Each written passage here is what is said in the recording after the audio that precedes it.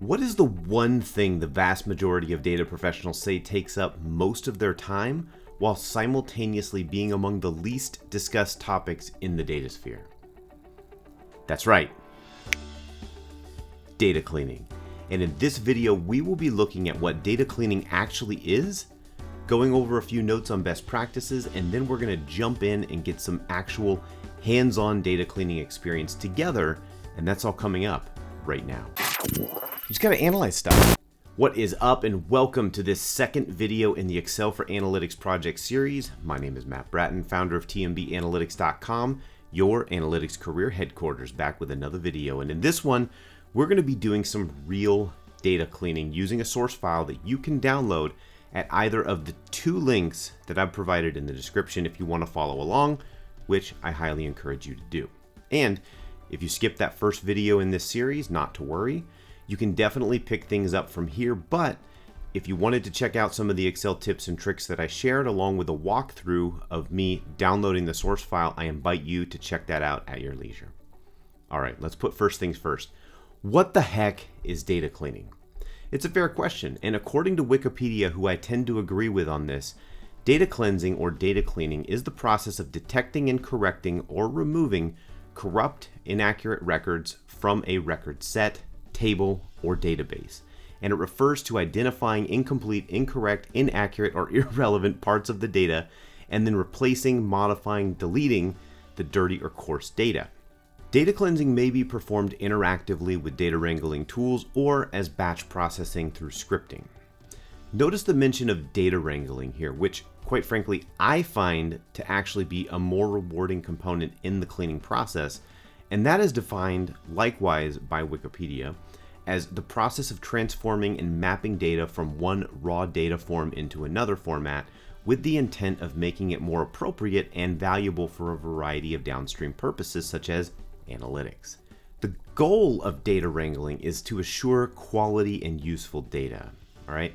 Data analysts typically spend the majority of their time in the process of data wrangling compared to the actual analysis of the data. So real talk here from Wikipedia, and this is honestly where the transformation of data actually begins, in these early steps towards taking raw data and classifying or massaging it into more comprehensive or useful categories for the stakeholder consumption and ultimate analyses.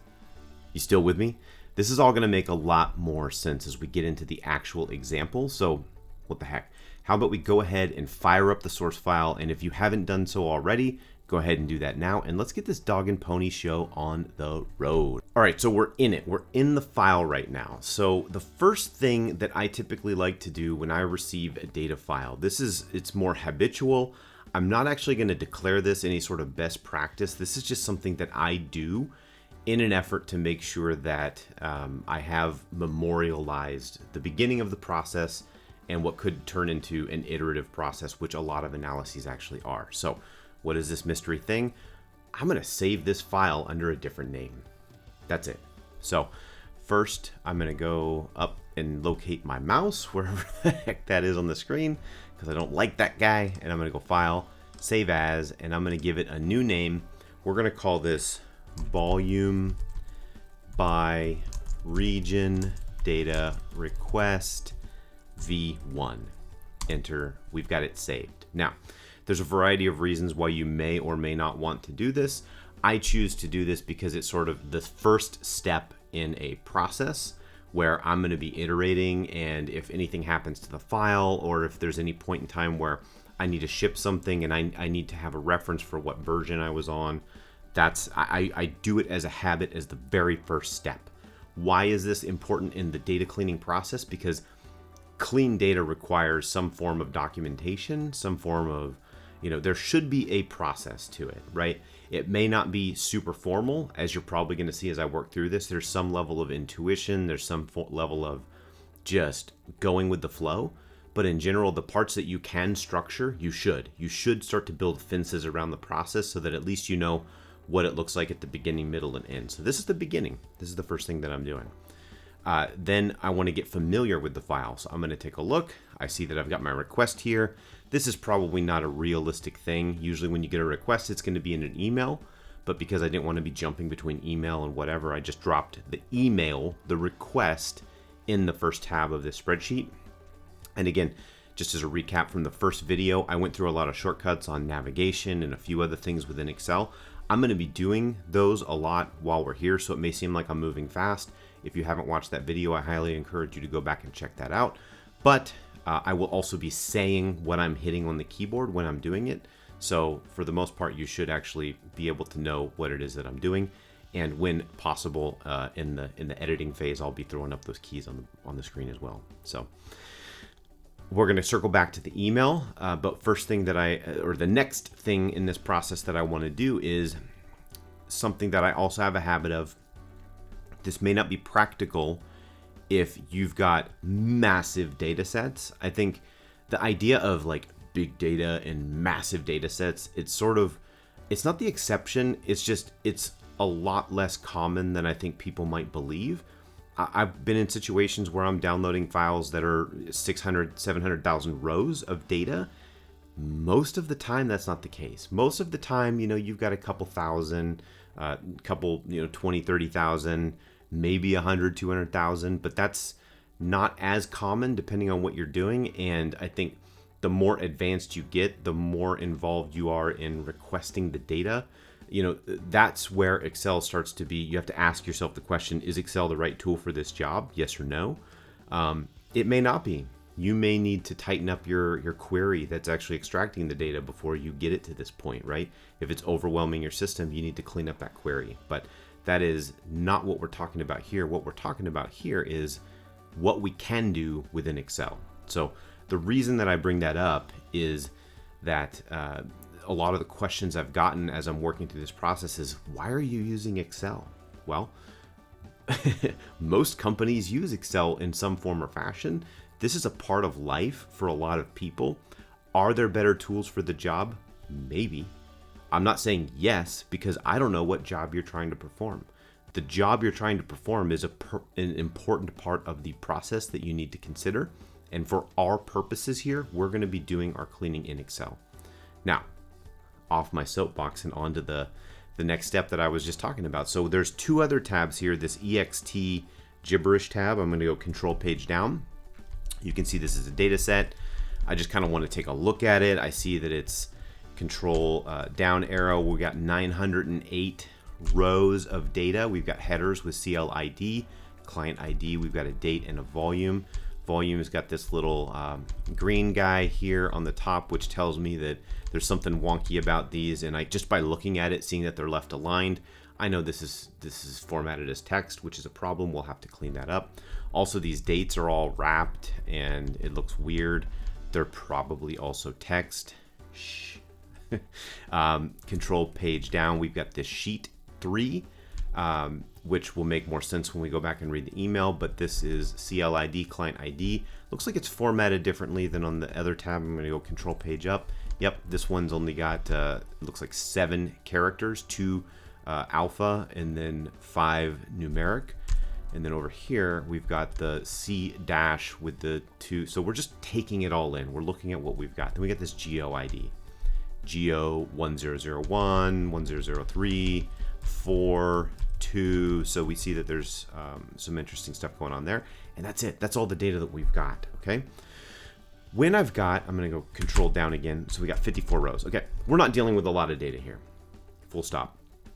This is actually very, very small data sets. Because of that, the next step that I would be inclined to take is actually to make a copy of these 2 tabs, the raw data tabs, before I do anything to them. There's a variety of reasons that I do this. A lot of it is just from experience and types of questions that I get, but also as we go through the data cleansing process, if we ever need to cross-reference and take a look at like where we started, or if we've deleted something for some reason, which is often a no-no, we want to be able to look back at the source data and make sure that what we were doing, we haven't messed something up or something is misaligned, okay? This may not be practical if you've got a massive data set, in which case I would recommend you save each tab as its own raw data file, and then that could be a good use case for using Power Query or something that's also beyond the scope of this discussion. We'll get there though. We will get there. Okay, so in order to do that, I am going to use my mouse. There are very quick ways that I've shown in some of my shorts on how to make copies of tabs and things like that. I'm just going to do it with my mouse because there is actually a shortcut with the mouse to do this. That's kind of cool. You've got your sheet activated here. I'm going to hit Control, hold Control down, and then just left click, normal click on the sheet. You see that it turns to that little plus icon. Just drag it off to the side and let go, and you've got a copy. And I'm going to do the same thing here. Control, click, drag, copy. Okay. Now you see that it defaults because it's going to replicate the name, but it's going to give it a 2. I'm going to use this 2 and go OG. That is just my way of flagging things as original copies. I'm going to go Control page down, Alt HOR. I'm going to go within this parenthesis here, call this sheet 2 OG. Okay, now we've got both of those. These are our original data sources. I'm going to take both of these now and I'm going to right click and hide. The reason I hide them is because, especially early in the cleansing process, those tabs are identical. You might accidentally go and start making changes on one or both of them, and all of a sudden you don't know which one's which. Not going to do that here. Okay, they're hidden, they're tucked away. If I need to reference them, I can. In a lot of cases, you'll just never look at them again.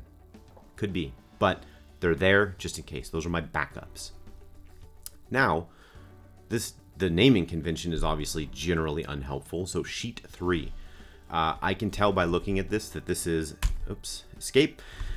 I can tell by looking at this that this is some sort of client list with geo codes. So I'm going to actually rename this tab, Alt HOR.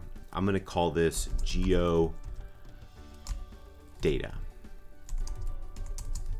Okay, Control page up, and this is volume data. So I'm going to rename this tab, Alt HOR, volume data.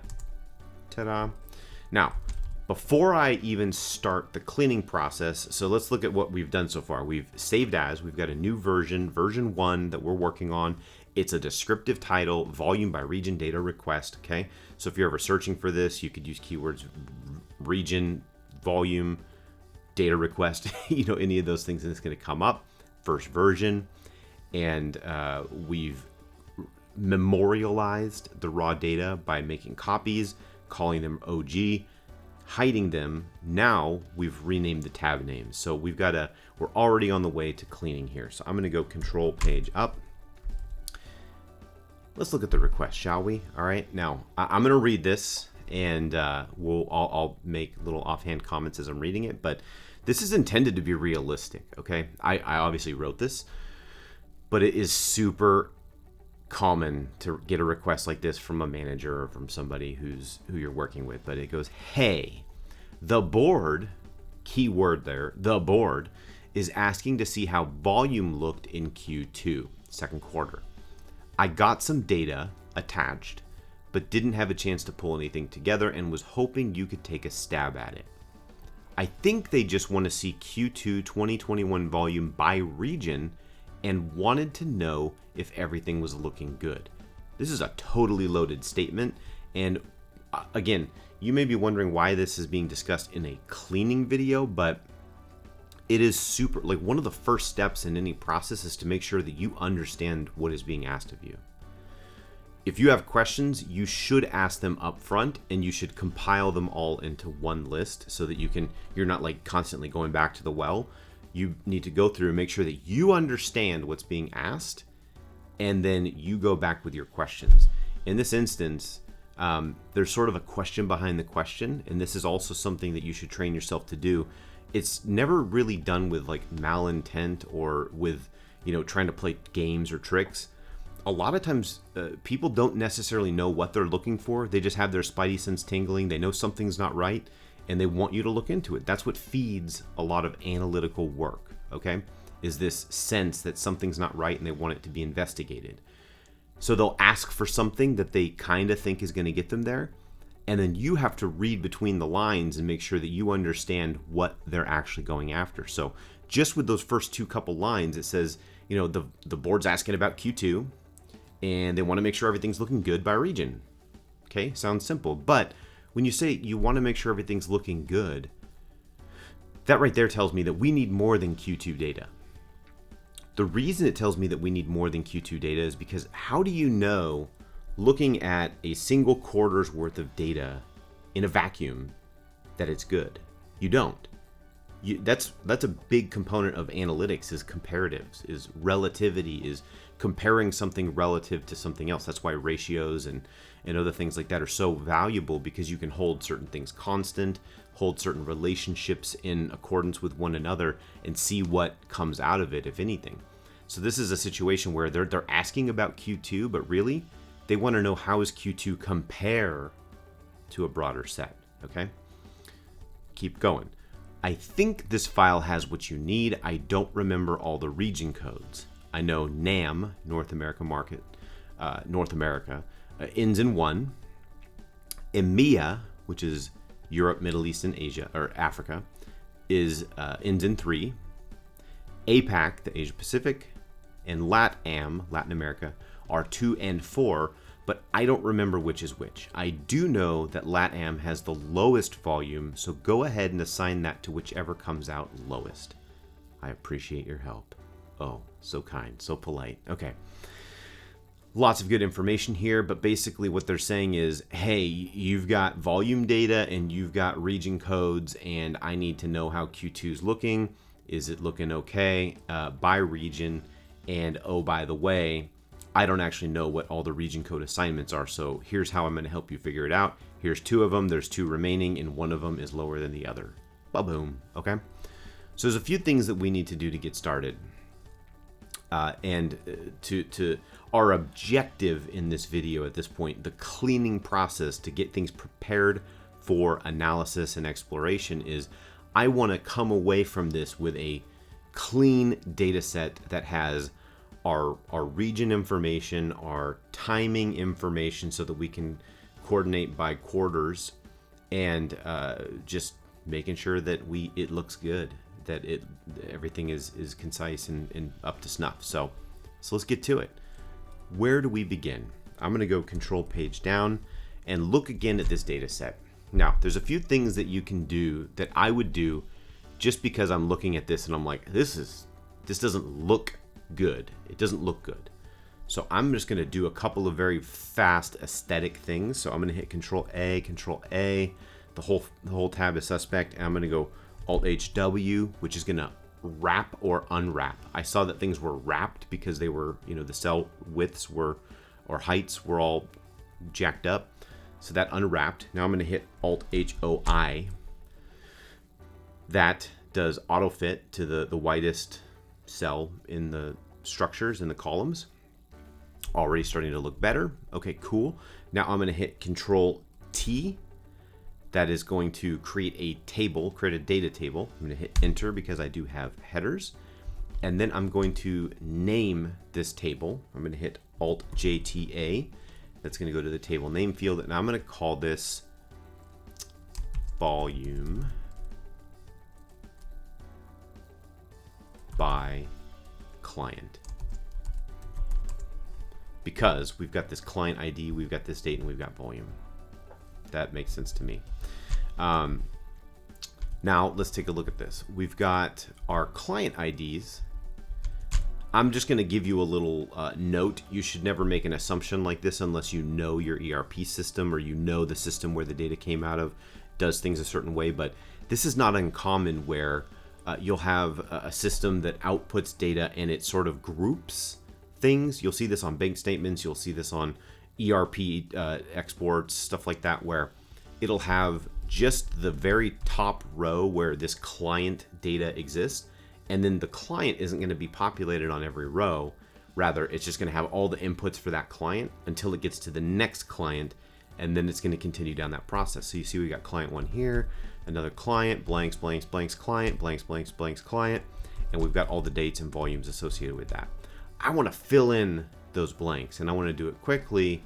How do I do that? Well, I'm going to go Control Spacebar from within this column, and I'm going to hit Alt-H-F-D-S-K. What that does is go to special blanks, enter.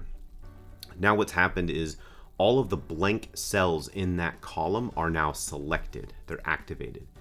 In order to fill those in, what I'm going to do now is hit equals up arrow. So what that's doing is saying, hey, for every blank cell, I want to say reference the cell directly above it. So for that first blank, it's going to reference the client ID right above it until it gets down to the last blank. Then the next section is going to reference the next client, and so on and so forth. In order to apply that formula to all the selected cells, you hold down Control and you hit Enter. Now, look at that. All of our clients have been populated like magic. It's beautiful. All right. So this is just a practice that I do anytime that I change data within a column. It is hit Alt down at the top. I want to check all the data, and I hit End to make sure there's no blanks or errors or pound refs or any of that kind of crazy crap that could show up. We're good. There's nothing there. So I'm going to escape. Now, just as a quick note, because these are just general references that are going referencing the cell above, if we decide to sort or do anything weird with this data set, I don't want those formulas getting mucked up. So I'm going to go again, Control Spacebar, highlight everything, Control C to copy. Now I'm going to hit Alt ESV. That's going to paste special values, hit Enter, and now we don't have those formulas anymore. We've locked in those client IDs in their associated date and volume section.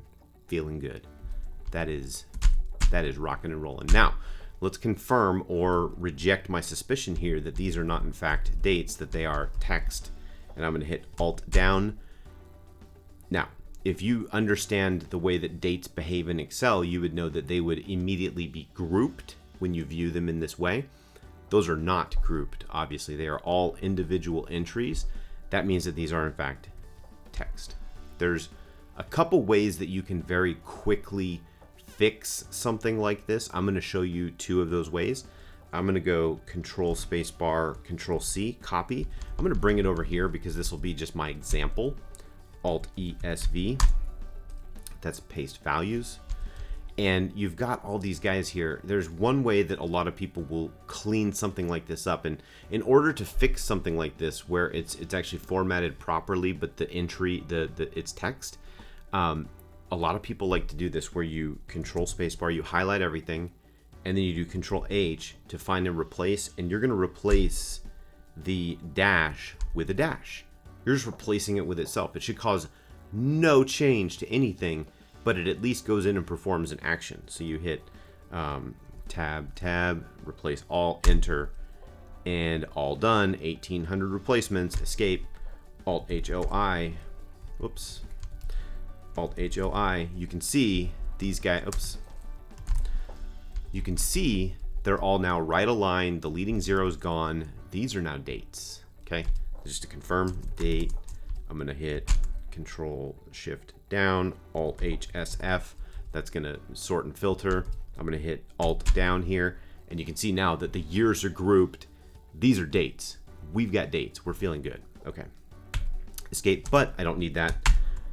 Control minus, that deletes the column.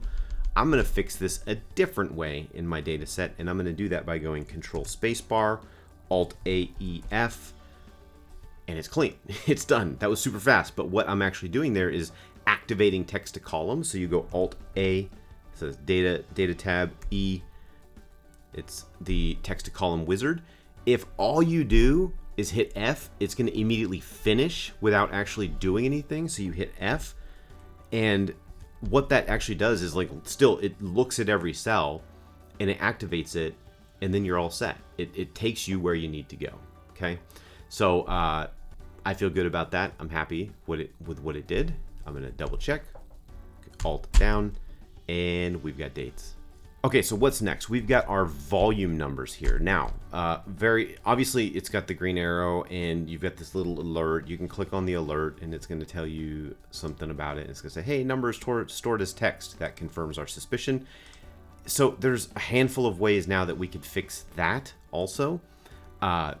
One way would be to highlight all of this stuff, and then you go back up to the top, and then you look at the little arrow, and then you do this and you go convert to number. But anybody who's actually done that knows that for who knows what reason, often it's a very like system intensive process.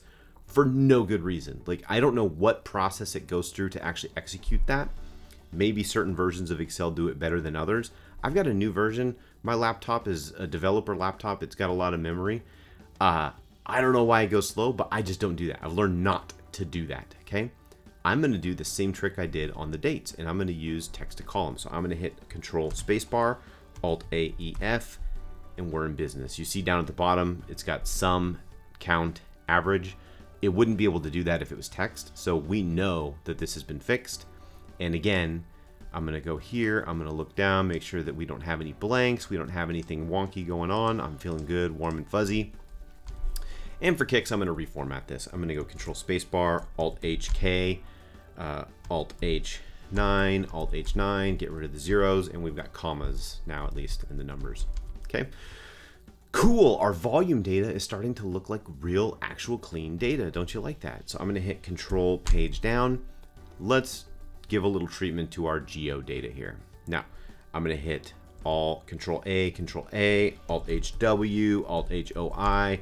Again, that unwraps or wraps. In this case, everything was wrapped. I unwrapped it. I adjusted auto fit to the width.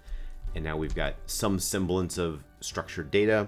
I'm going to hit Ctrl+T, and it did not automatically select that my table has header, so I got to hit Tab Spacebar to check that box, hit Enter. Now we've got this. I'm going to hit Alt-JTA, rename this table. I'm going to call this Geo, what do we want to call this? By client. Why not? That's a good name. It's descriptive. I think the strategy when naming a table is just to make sure that when you see it referenced in formulas and things like that, that you actually know what it's referencing. That's kind of one of the benefits of having a name, so it doesn't just say table 3, and then you have to go and figure out what is table 3. This, at least I know what it is. Okay. Another thing I like to do when I see a list like this, client ID should be a unique field, right? So I'm going to go Control Spacebar. If you hit Control Spacebar from, just a quick note, from within the table, if it's a data table and you're inside of it and you hit Control Spacebar, it's not going to grab the header. But if you hit Control Spacebar again, it will grab the header. And then if you hit it a third time, it's going to grab the entire column. Now, if there's no data table involved, you hit Control Spacebar, it's going to grab the entire column. Just a quick note on that. But I want to grab the header and the column. I'm going to go Control Spacebar, Control C, copy, and I'm going to come out way over here, and I'm going to go Control Alt ESV, paste values, and I'm going to hit Alt AM. That is remove duplicates. I'm going to go tab, enter. No duplicate values found. Oh, beautiful. That makes me feel very good. That tells me that this is actually a pretty decent table, I think.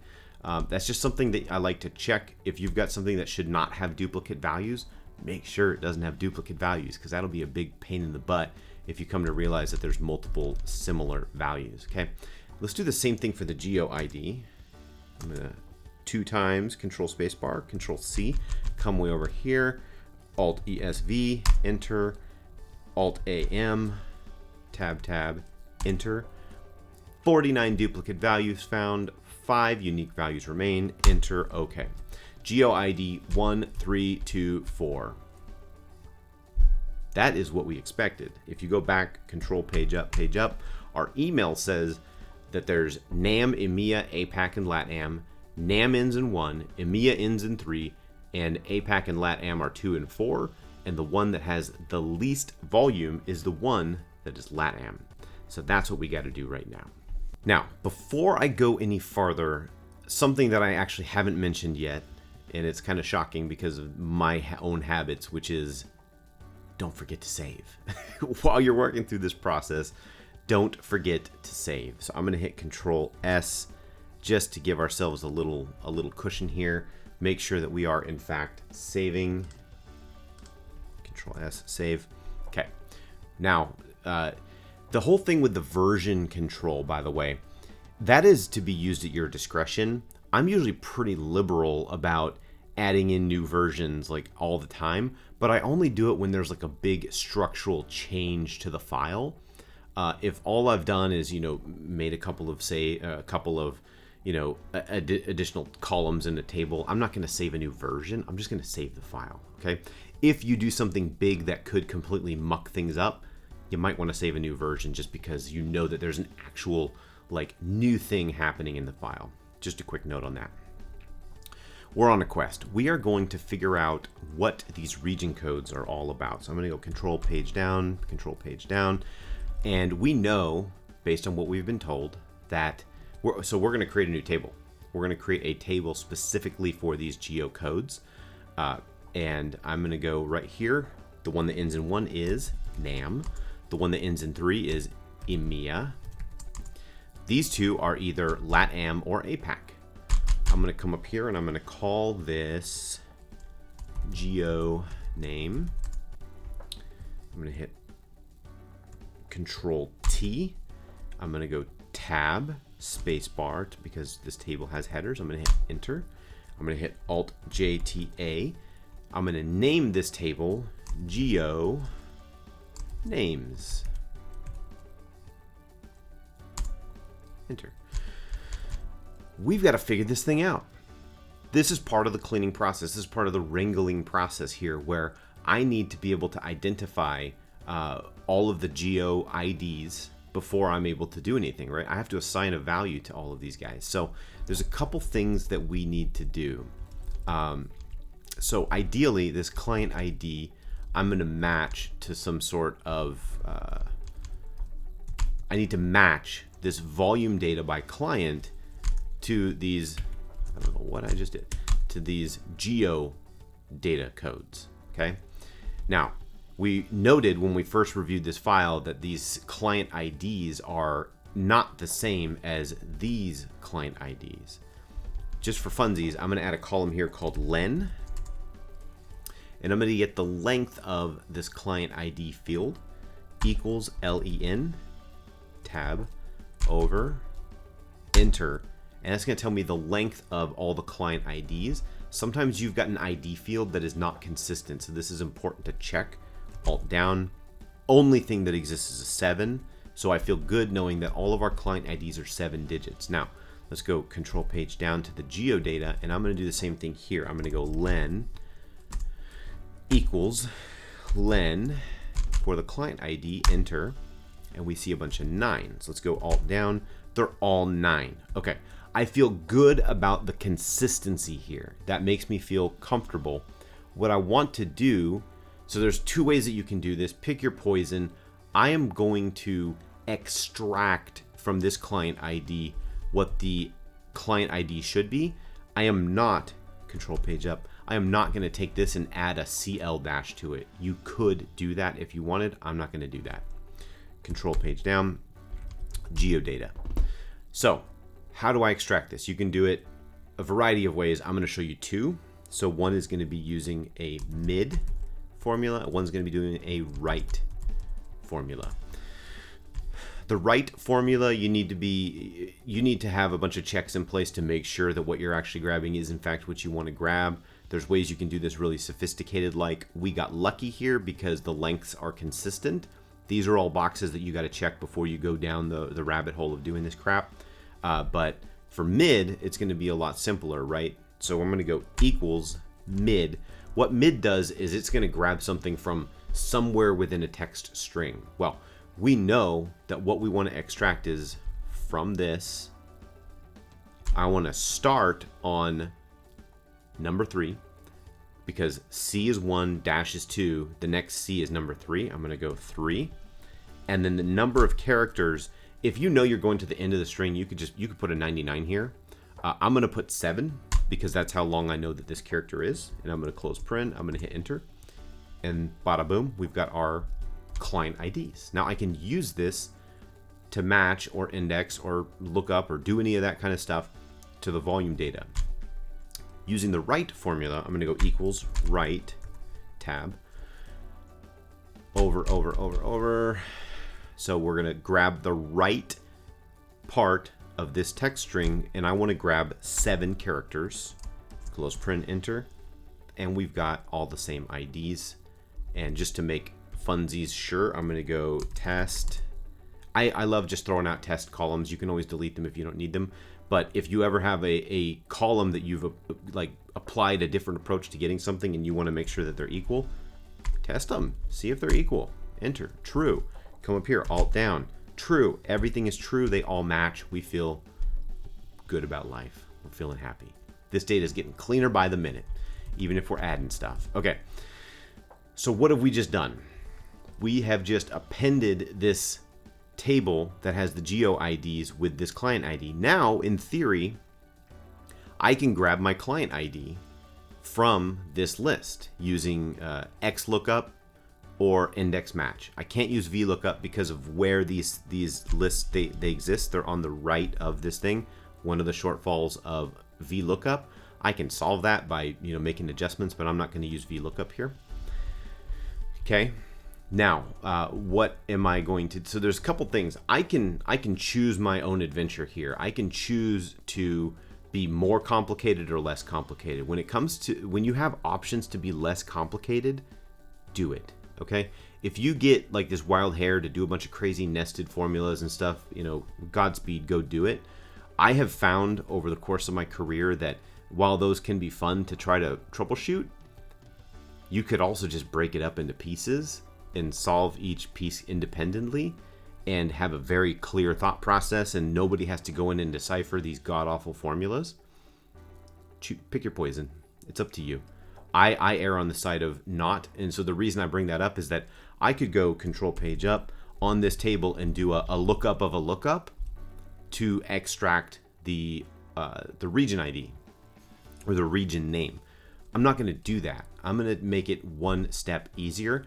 So what I'm going to do first is show you how to, by XLOOKUP region ID, I'm going to do index match region ID. Okay.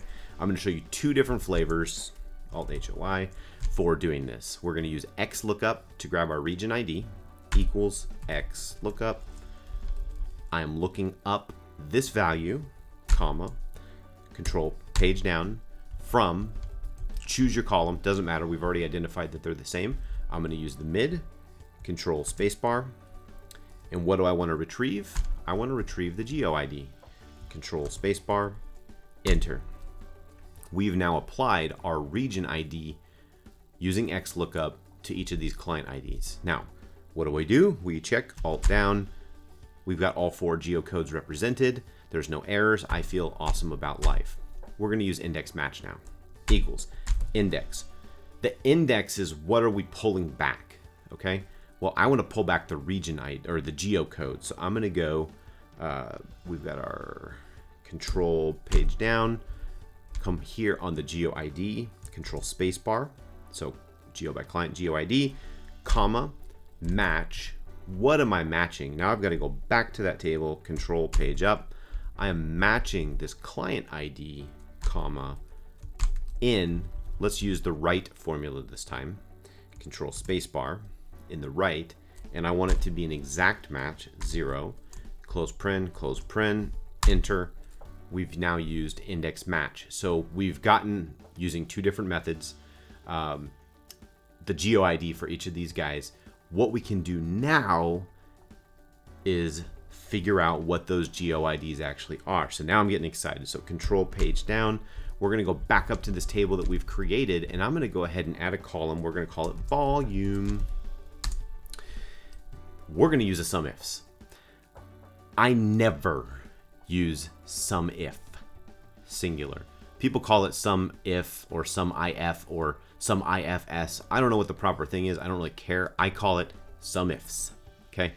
And SUMIFS allows for multiple criteria, whereas a SUMIF only allows one. I like the syntax and I like the ability to use more than one criteria, but you can use one if you want. Nothing's stopping you. That's why SUMIF is silly to me. So I only use SUMIFS when I'm dealing with situations like this. So I'm going to go equals SUMIFS. What are we summing? What is the sum range? Control page up. We are summing volume. So control spacebar. What is our first criteria? Well, I need to look up the region ID. I can choose either of these columns, doesn't matter. I'm going to choose this one, Control Spacebar, comma, and then what is my actual criteria? Where am I finding this? I'm finding it right here in this little table that we've got. I'm going to close print, hit enter, and look at that. We've got our volumes. We've got our volumes. I'm going to Control Spacebar, Alt HK, Alt H9, Alt H9, get rid of those zeros. We've got our volume by region. We can see right here, this GO1004 has the smallest volume, and according to the email, what we've been instructed is that is LATAM. So we're going to call this LATAM. We're going to call this APAC. We have our volume by region. Now, something that we can do here, just as I'll call it a best practice. Why not? You go Alt equals. That's going to auto sum, a set of numbers that's immediately above it. We've got 4.876. I'm going to go ahead and go down right below that and go equals this minus sum. Control page up to our volume data. I want to sum this entire column. I want to make sure that we've got everything. Hit up, missing a parenthesis. I forgot to close print, enter. We've got a big fat goose egg, which is perfect. That tells me that we are capturing all of the volume here. It tells me all the geocodes are done properly, that we've captured everything. We're feeling good about life. Now, what are the next things that we got to do? It's a good practice, I think, to revisit the request as frequently as necessary. If you find yourself kind of spinning your wheels or going around in circles or maybe going off on a tangent when you're like, wait a minute, what was I doing? Go back to the original request, okay? The good news is I think we've been pretty direct. We haven't veered off course. The things that we're doing are with purpose, but now we're kind of at a point where, okay, wait, we assigned our regions. Now what do we need to do? What should we be doing? So control page up, email. Oh, that's right. We're looking at volume by region, and we want to make sure that Q2 is looking good, right? Well, something I didn't do at the beginning was control page down. Let's make sure that we've got the right date ranges here. Holy crap, that was a big oversight, right? We should have looked at that really quickly. Good news is we haven't invested that much time yet. And if we had questions along the way, we could be tabulating those. We could still make progress, but we need to make notes, okay? Alt page down. And we can come down here and we can look and see, okay, 2020, we got the full year. 2021, we've got year to date, Q1, Q2. Okay, we have data for the date ranges that we need. We can do year over year comparisons. We can do quarter over quarter. We can do all of that kind of stuff. So good thing we checked that. Now, we only have region IDs here. So what I actually want to do is I want this to be my new master table. So I'm going to add a standard naming convention, our region name to this table. I'm going to go region name. And we're going to do an XLOOKUP because I'm a fan of that. If you want to do index match or something like that, you can do that. But I'm going to go XLOOKUP. I'm going to look up the GeoID, comma, down from this. Oh man, we could do a VLOOKUP. I'm going to do a VLOOKUP just for the people who are fans of VLOOKUP. I'm going to throw you a bone here. I'm going to go equals VLOOKUP. I don't usually use VLOOKUP unless it's for specific range reasons. I might show you an example here. Not right now, but in a second. So I'm going to look up this GeoID. I'm going to look that up from our newly created table here. Okay. And I'm going to go comma. I want to grab the second column and I want it to be an exact match. False, close print, enter, and we've got our region ID. You're welcome for those who like VLOOKUP. Check the results. Everything looks good. We now have our regions by name with volume, with dates, with client IDs, every row. This data set right here, this table is becoming very robust. It's going to have a lot of really good information that we could use for making visualizations. I'm feeling good. We're getting super close here to having what I would consider a pretty nicely clean data set. You don't have to do some of the things that I'm going to show you here, but there's a thing that I like to do because I use pivot tables for very specific use cases where I'm quickly checking things. I feel like there's limits to the way that you can control the formatting and certain things. I like to have all the control in that regard with how I want to present things. So with that said, I like to put as much information in these tables as makes sense. And I know that there's different ways of going about what I'm going to show you. I'm still going to show you the way that I do this, which is to add quarters. So quarter.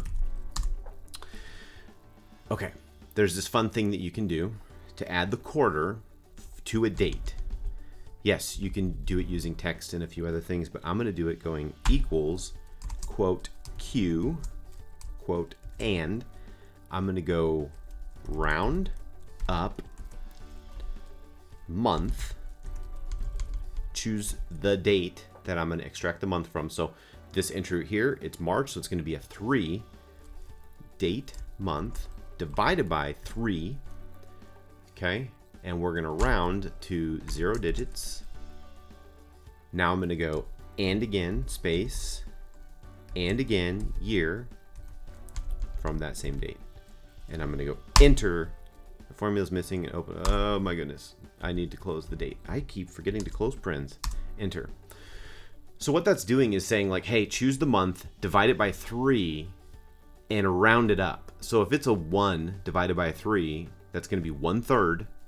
That's going to round up to 1. So that's the first quarter. If it's a 4, April, then it's going to be a 4/3, which is 1 1/3. It's going to round it up to 2, second quarter. That's just the way that this thing works. So it's a fun little trick if you want to get quarter like formatted in this way. I want it quarter Q1 and the year. I'm going to again do the alt down. Look, we've got Q1, 2, 3, 4, 2020, 2021. We've got all of our quarters. We've got all of our regions. We've got all of our volume, our dates, our clients. Cool that we have clients. That gives us more ammunition, more granularity to look at as we get into the analysis process, where we're not just looking absolute at the region. We have an opportunity to kind of dig in and go a little bit deeper. Good stuff to pick up on. Don't just ignore additional data. If you've got it, be curious, be interested in looking at this stuff. But I'm getting ahead of myself. So from a cleaning perspective, I feel pretty good about where we're at. I did want to, just for fun, show one more use case for VLOOKUP that is a very common use case that I will actually use. Now, I'm going to come over here just because I'm going to go date start, date end, name. Okay, I'm building a quarter table, so I'm going to go Q1 2020, Q2 2020, Q3 2020, Q4 2020, not 34, Q1 2021, Q2 2021. Okay, now we got the date start, date end. We're going to go 1/1/2020, and this is going to be 3/31/2020.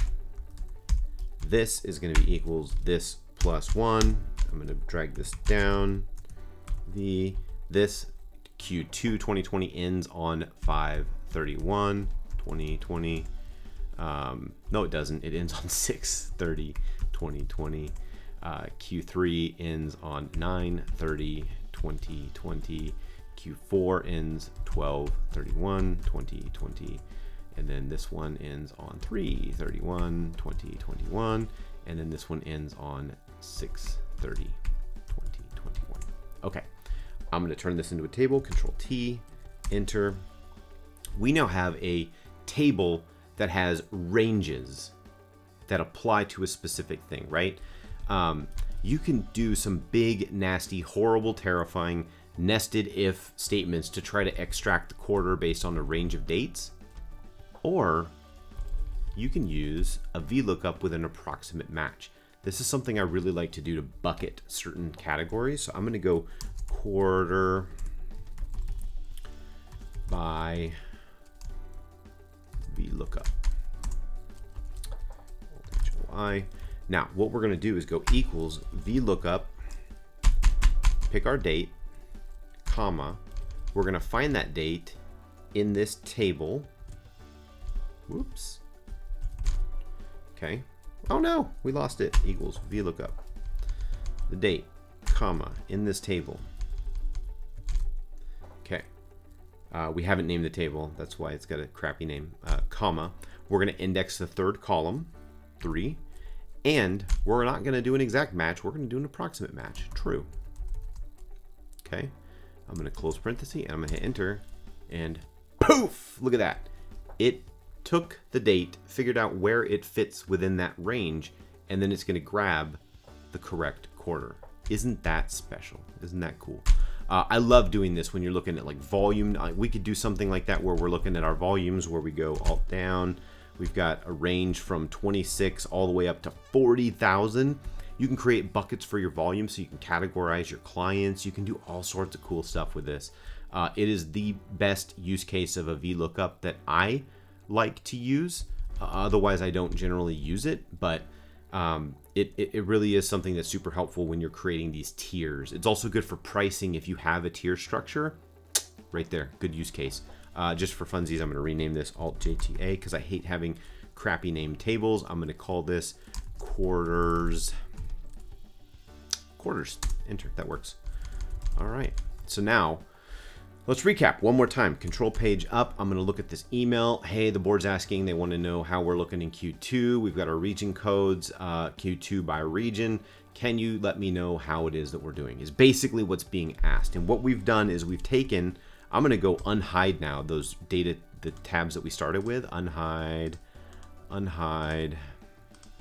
We started with this, right? And now we are here. We've got this geocode. We got our client IDs with the geo ID.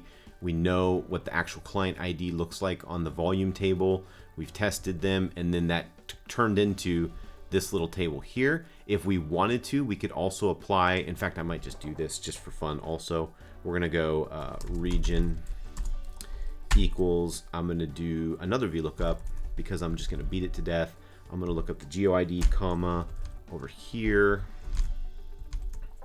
comma, 2, comma, false, enter. We've got our region IDs, client ID, region name, and the actual client ID based on what's on the volume sheet.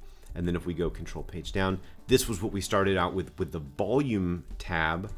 And now it has turned into this big, beautiful sheet where we've got client ID, we've got the date, we've got the volume, all usable data now. These are not text, usable dates, usable volumes.